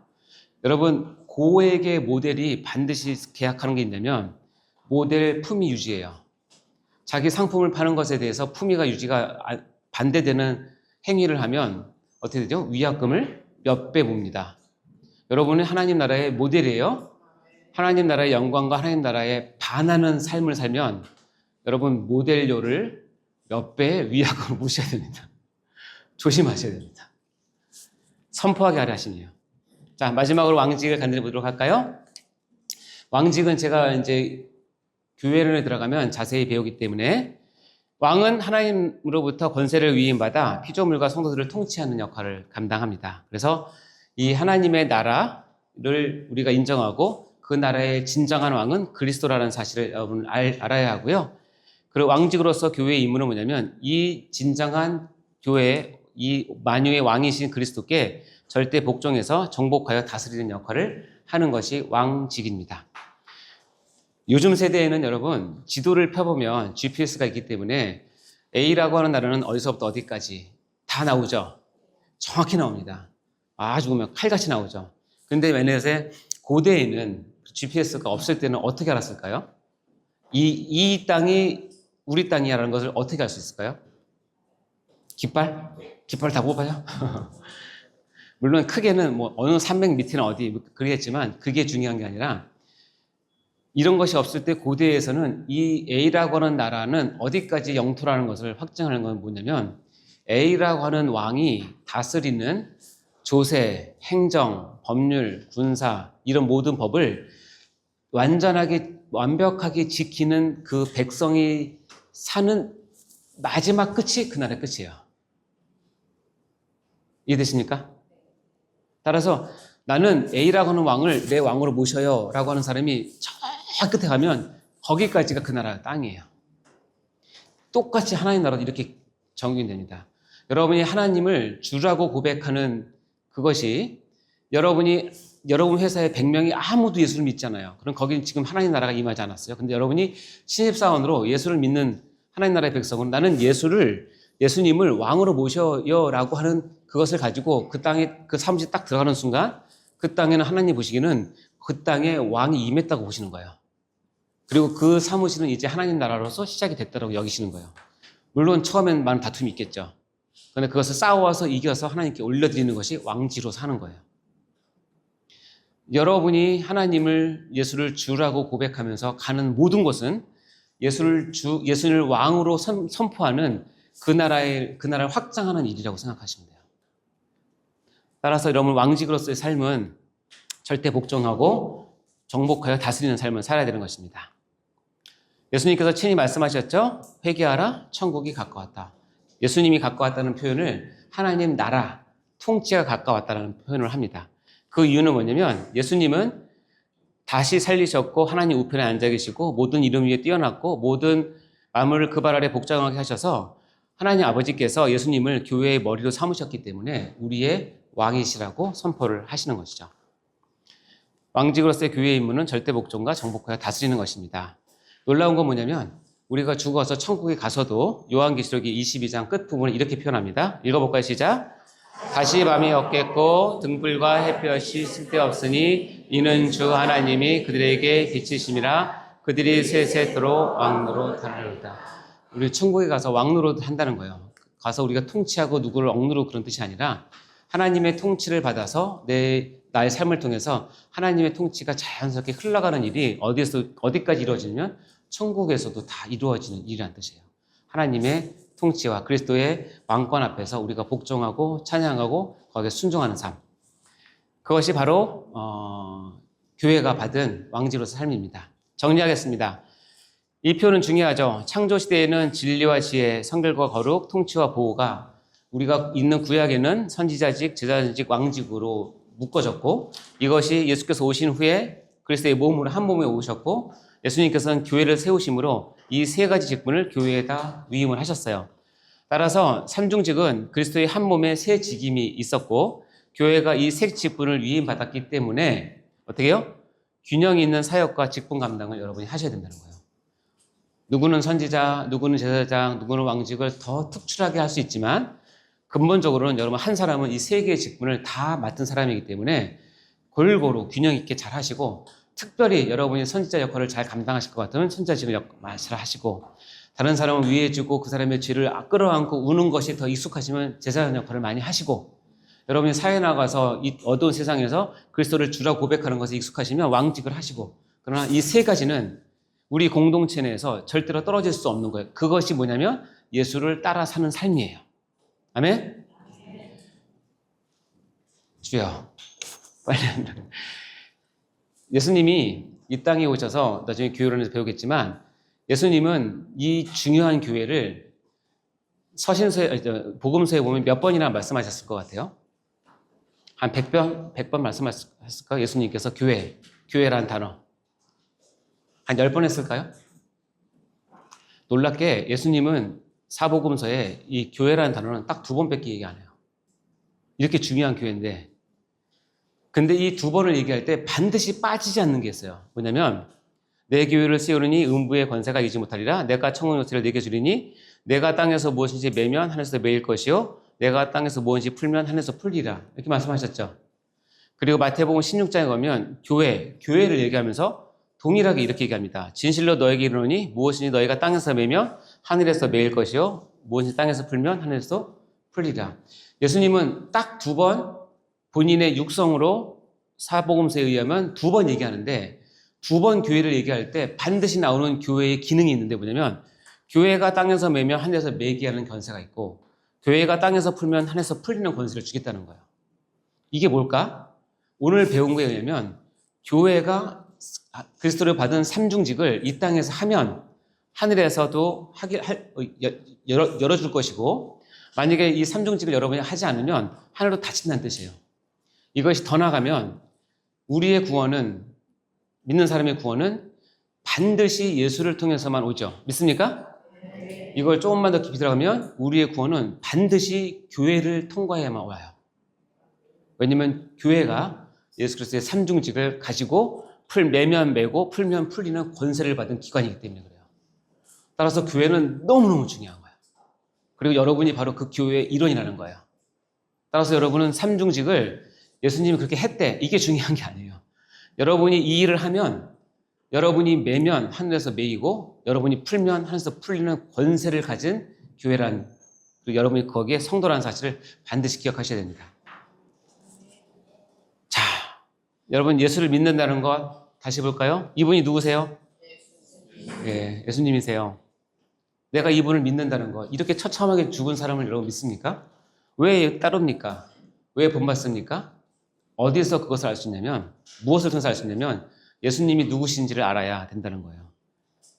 그래서 제자도가 완성이 되는 것이고, 마찬가지로 그 제자들이 모여서 내가 이것을 믿고 따르고 본받는다고 하는 것을 드러내는 것이 뭐냐면 교회론이라는 거예요. 그래서 교회론은 우리에 배울 때 앞으로 너무너무 중요한 내용이죠. 교회론이 여러분에게 쏙쏙 다가오게 하시려면 기독론이 잘 정립이 돼야 돼요. 왜 예수님이 이렇게 하셨는지, 예수님은 누구신지를 정확히 아셔야 여러분 교회로서, 제자로서의 삶을 살 수가 있는 것입니다. 자, 마무리하도록 할까요? 1번 시작. 중보의 삼중직에는 선지자직, 제사장직, 왕직이 있으며 그리스도께서는 한 몸에 이 세 가지 직임을 다 가지시고 온전히 사역을 감당하십니다. 아멘. 2번 시작. 그리스도의 몸인 교회는 그리스도께로부터 이 세 가지 직분을 위임받았으며 따라서 교회는 균형 있는 사역과 직분을 감당해야 합니다. 아멘. 네. 우리 같이 찬양하고 기도가 마치도록 할 텐데요. 찬송가 96장 찬양인데 너무 여러분 어렸을 때 많이 들었을 찬양일 것 같아요. 단순하지만 깊이 있는 찬양입니다. 우리 힘차게 박수 치면서 예수님을 묵상하시면서 자, 박수 치면서 하겠습니다.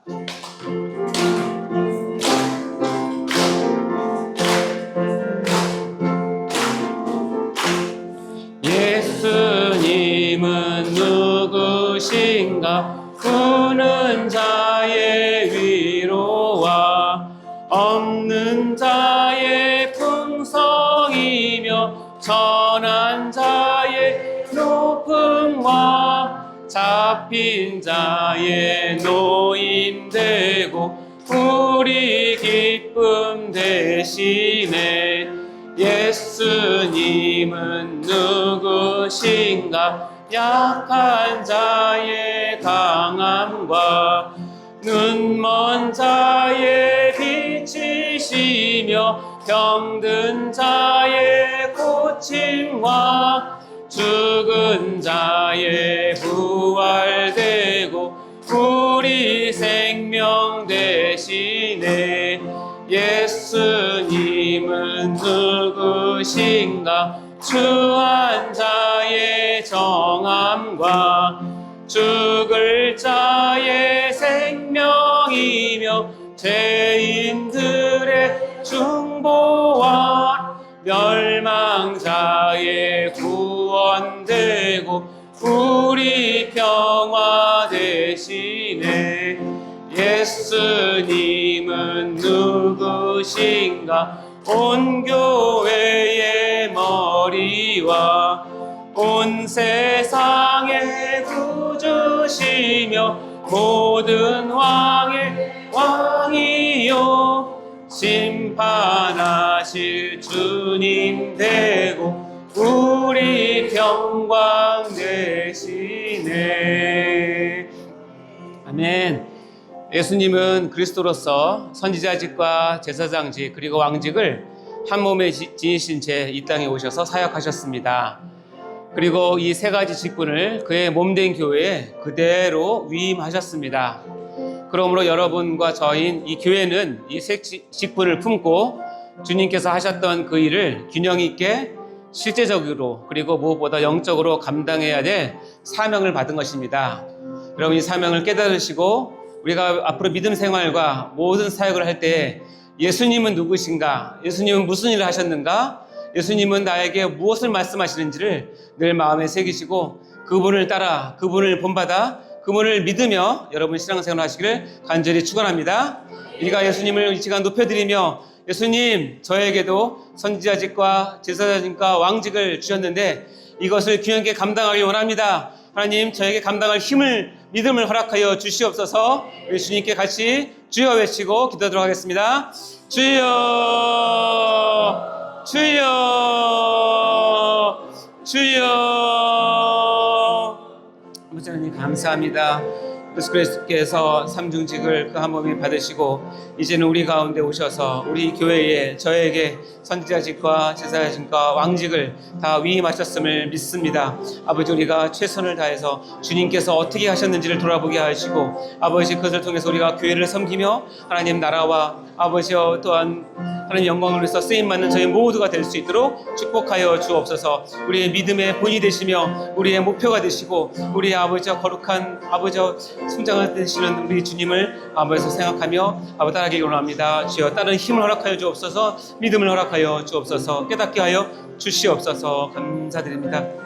하나님 아버지 감사합니다. 이 시간 그리스도께서 이 땅에 오셔서 제사장직과 선지자직과 제사장직과 왕직을 한 몸에 감당하시고 그것을 위해서 모든 희생과 모든 사랑을 하셨음을 우리가 배웠습니다. 아버지 교회에게 이 세 가지 직분을 맡기심으로 위임하심으로 이제 하나님의 영광을 위해서 우리 교회를 쓰실 텐데 아버지 하나님 우리가 이 교회로서 이 세 가지 직분을 한 몸에 받아 우리가 최선을 다하여 하나님을 섬길 수 있도록 도와주시옵소서. 사역을 감당함에 힘들고 어렵고 이해가 안 되는 모든 일이 있을 때마다 그리스도께서는 어떻게 하셨는지 주님이 누구신지 예수님은 어떤 분이신지를 우리가 날마다 묵상함으로 우리의 본이 되시고 우리의 믿음의 시조가 되시는 우리 예수님을 바라보며 한 걸음도 뒤로 물러섬 없이 앞으로 전진할 수 있는 저희가 될 수 있도록 믿음을 허락하여 주시옵소서. 어려운 순간마다 예수님에 대한 믿음을 하셨던 일을 부여잡고 나갈 수 있는 저희가 될 수 있도록 축복하여 주옵소서. 이 땅의 마지막이 그리고 그리스도께서 마지막 영광을 받으실 그날까지 우리가 주를 위해서 헌신하며 나가는 것이 우리의 기쁨이 되고 사명이 되게 인도하여 주옵소서. 감사드리며 이 모든 말씀을 예수님 이름으로 기도합나이다. 수고하셨습니다.